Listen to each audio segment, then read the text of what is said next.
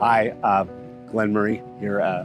This is a place that was at the center of my life through my 20s and much of my 30s, where we ran our outreach programs. I was running needle exchange programs and handing out condoms and trying to get people with mental health issues and with addiction issues, hence the needle exchange to avoid the transmission of the AIDS virus. All of that very difficult work, all that frontline work, getting people into homes, getting people into clinical care, has a real resonance today with the meth crisis that we're dealing with.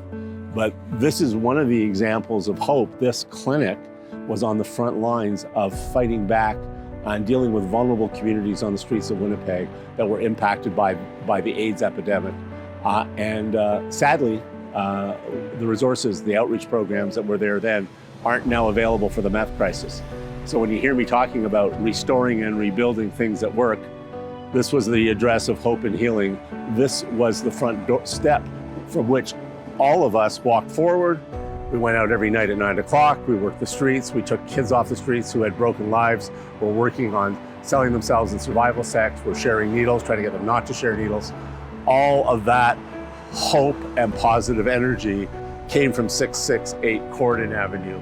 And it's really important that we don't forget our past, and people that were on the front lines like myself and many of the people who taught me how to do that, we're all still around.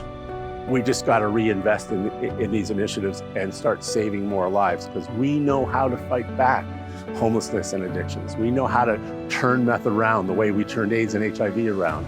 We just got to get started. And for me, having lost 43 friends to AIDS and having friends who count much higher numbers and the number of friends they've lost to meth, have zero tolerance for inaction. We need leadership and we need commitment. And that's what I'm putting on the table in this election.